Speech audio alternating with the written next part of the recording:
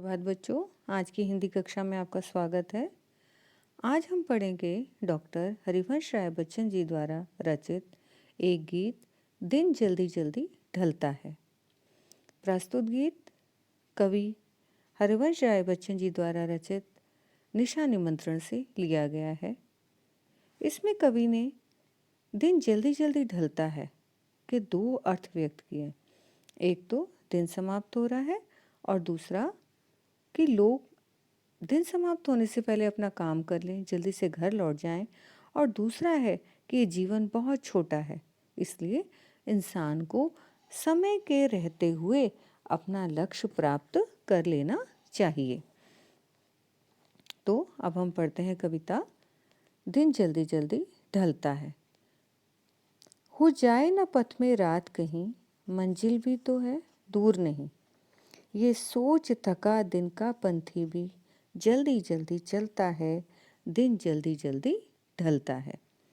यहाँ पर इस गीत में कवि ने एकाकी जीवन की कुंठा और प्रेम की व्याकुलता का वर्णन किया है। ये कविता उस समय लिखी गई थी जब कि वो बिल्कुल अकेले रहते थे। तो यहाँ पर कवि ने क्या कहा, हो जाए न पथ में रात कहीं, मंजिल भी तो है दूर नहीं। कि जैसे ही शाम होती है, यात्री तेज तेज चलने लगता है कि कहीं रास्ते में रात ना हो जाए और उसकी मंजिल जो है अब धीरे धीरे उसके समीप आ रही है। और यह सोच थका दिन का पंथी भी जल्दी जल्दी चलता है, दिन जल्दी जल्दी ढलता है। पंथी मतलब यात्री। जब वो देखता है कि मंजिल समीप ही है और वो थका होने के बावजूद भी जल्दी जल्दी चलने लगता है। किस लिए? लक्ष्य प्राप्ति के लिए। उसको लगता है कि मेरा लक्ष्य क्या है, जहाँ मुझे पहुँचना है, रात होने से पहले मैं उस जगह पर पहुँच जाऊँ। क्योंकि अगर रात हो जाए तो एक पथिक, एक यात्री को अपनी यात्रा जो है बीच में ही समाप्त करनी पड़ती है। इसलिए थके हुए शरीर में भी उसके उल्लास और आशावान जो एक तरंग है, उसके पैरों की गति को कम नहीं होने देती है। पथिक इसलिए तेज चलता है क्योंकि शाम होने वाली है। यह सोच थका दिन का पंथी भी जल्दी जल्दी चलता है, दिन जल्दी जल्दी ढलता है।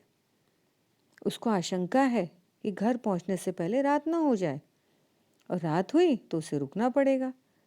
जैसे ही वो देखता है कि शाम होने वाली है और अपना लक्ष्य मतलब जहाँ उसको पहुंचना है समीप नजर आता है, तो उसको लगता है कि रात होने से पहले मैं जल्दी से अपनी मंजिल तक पहुंच जाऊं। तो कवि ने यहाँ पर जीवन की क्षणभंगुरता के साथ साथ प्रेम की व्यग्रता को भी व्यक्त किया है। और जैसे आप पढ़ रहे हैं कि जल्दी जल्दी, इसमें पुनरुक्ति प्रकाश अलंकार है। बच्चन जी की इस कविता में खड़ी बोली का प्रयोग किया गया है। अब देखते हैं हम अगला पैराग्राफ, जिसको उन्होंने एक बिंब के सहारे, वो बिंब क्या था? चिड़िया, उसके बच्चे और उनका घोंसला, एक बिंब के सहारे उन्होंने प्रस्तुत किया है। क्या कहा है उन्होंने? बच्चे प्रत्याशा में होंगे, नीड़ों से झांक रहे होंगे, यह ध्यान परों में चिड़ियों के भरता कितनी चंचलता है, दिन जल्दी जल्दी ढलता है। प्रत्याशा, आशा, उम्मीद। नीड़ होता है घोंसला, पर होते हैं पंख, चंचलता मतलब अस्थिरता। यहाँ पर कवि ने प्रकृति के माध्यम से या प्रकृति का बिंब एक ऐसा उदाहरण प्रस्तुत किया है कि जैसे जैसे शाम होती है, चिड़िया जो है जैसे देखते हैं कि दिन ढलने वाला है, वो चंचल हो उठती हैं, उनका शरीर गतिशील हो उठता है। क्यों? बच्चे प्रत्याशा में होंगे, नीड़ों से झांक रहे होंगे, उन्हें शीघ्र अपने घोंसले पर पहुंचने का ध्यान आता है। उनको लगता है कि उनके छोटे छोटे बच्चे घोंसले से इस आशा में बाहर झांक रहे होंगे कि हमारे माता पिता भोजन लेकर आएंगे।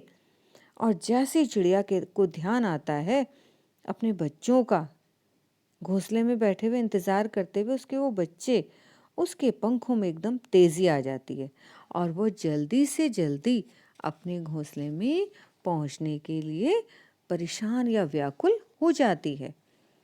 तो यहाँ पर जो है कि कवि चिड़ियों के घोंसलों की एक दृश्य कल्पना करता है और उसके माध्यम से वो बताता है कि बच्चे माँ बाप की प्रतीक्षा से कैसे घरों से झांकने लगते हैं। चिड़िया के परों में चंचलता इसलिए आ जाती है क्योंकि अपने बच्चों की चिंता में वो बेचैन हो जाती है। वे अपने बच्चों को भोजन, स्नेह और सुरक्षा देना चाहती है। यहाँ पर कवि ने एक बिंब यानी इमेज के सहारे अपने भावों की अभिव्यक्ति की है कि किस तरीके से चिड़िया के बच्चे बाहर झांक रहे होंगे और इसी बिंब के सहारे उन्होंने अपनी बात को व्यक्त किया है। यहाँ पर भी एक वात्सल्य भाव की व्यग्रता, जैसे कि इंसान, जानवर सभी में पाई जाती है, उसका दृश्य बिंब बहुत ही सुंदर तरीके से कवि ने प्रस्तुत किया है, एक सरल, सहज और भावों के अनुकूल भाषा में। अब देखते हैं हम इसका अगला पड़ाव। मुझसे मिलने को कौन विकल, मैं हूँ किसके हित चंचल। जैसे कि कवि अपने आप से एक प्रश्न कर रहा है, मुझसे मिलने को कौन विकल, मैं हूँ किसके हित चंचल। यहाँ भी उन्होंने जीवन में कुंठा और प्रेम की व्याकुलता का वर्णन किया है।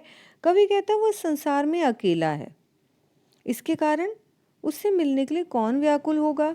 और अपनी उत्कंठा, अपने जो अंदर की एक व्याकुलता, एक बेचैनी है, उन्होंने इस तरीके से व्यक्त की है कि मैं हूँ किसके हित चंचल, कि जब मुझसे मिलने के लिए कोई व्याकुल ही नहीं है, कोई इसका प्रतीक्षा ही नहीं कर रहा है, तो वो क्यों भाग के जाए, घर किसके लिए वो दौड़ कर जाए। और ऐसे भाव जैसे उसके मन में आते हैं, यह प्रश्न शिथिल करता पद को, भरता उर में विवलता है, दिन जल्दी जल्दी ढलता है।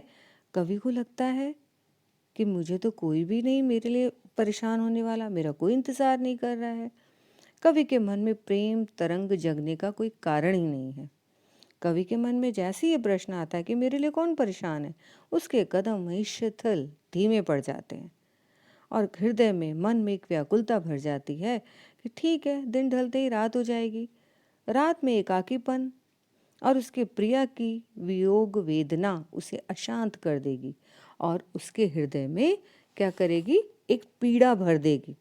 और उसी एकाकी जीवन बिताने वाले व्यक्ति की मनोदशा का कवि ने क्या किया है, यहाँ पर बहुत सुंदर तरीके से वर्णन किया है। जब वो कहता है कि मेरे लिए कौन व्याकुल है, मैं किसके लिए घर जाऊँ, वहाँ कौन मेरा इंतज़ार कर रहा होगा, तो जैसे उसके मन में आता है। यहाँ पर बच्चों, एक कवि ने अपनी निजी व्यथा को भी व्यक्त किया है, क्योंकि इनकी पहली पत्नी श्यामा की मृत्यु हो गई थी और उनकी मृत्यु हो जाने के कारण उनकी ऐसे ही कुछ मनोदशा हो गई थी कि उनको लगता था कि अब उनका इंतज़ार करने वाला कोई नहीं है, कोई उनकी प्रतीक्षा करने वाला नहीं था।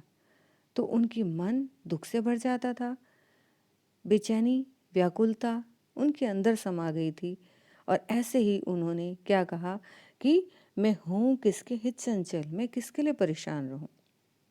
यहाँ पर कविता का दूसरा अर्थ भी है, जीवन छोटा है, अपने लक्ष्य को प्राप्त कर लो, यानी मंजिल को प्राप्त कर लो, मंजिल को पा लो, क्योंकि समय किसी का इंतज़ार नहीं करता है। हमें अपनी मंजिल को खुद ही प्राप्त करना होता है, उसकी तरफ को कदम बढ़ाने होते हैं और उस तरफ को खुद ही जाना होता है। तो यहाँ पर जो है जीवन पथ की ओर संकेत किया गया है। जब पथिक को एक तरफ लगता है कि रास्ते में रात ना हो जाए, लक्ष्य अधूरा ना रह जाए, वो तेज तेज चलने लगता है। चिड़िया के बच्चे माता पिता का इंतज़ार कर रहे हैं, तो उसके परों पर जो है चंचलता आ जाती है, वो तेज़ी से जाने लगती है कि शाम हो गई, अपने बच्चों से उसको मिलना है। लेकिन जैसे ही कवि के मन में ये ख्याल आता है कि उसके लिए कौन उसका इंतज़ार कर रहा है, तो उसके पद जो है वो एकदम शिथिल, धीमे पड़ जाते हैं, जैसे उसको लगने लगता है। तो यहाँ पर कवि को लगता है वो अकेला, इंतज़ार करने वाला कोई नहीं है, तो उत्साह जो है उसके मन से बुझ जाता है, कदम शिथिल हो जाते हैं। यहाँ पर बच्चों, कवि ने एकाकी जीवन बिताने वाले व्यक्ति की मनोदशा का वास्तविक चित्रण किया है। भाषा बिल्कुल उनके मनोभावों को व्यक्त करती हुई सहज और सरल है। मुझसे मिलने मैं हूँ किसके हित चंचल। मुझसे मिलने में अनुप्रास अलंकार है, मैं हूँ किसके हित चंचल में प्रश्न अलंकार है। बच्चों, उम्मीद है आपको ये कविता समझ में आ गई होगी। धन्यवाद।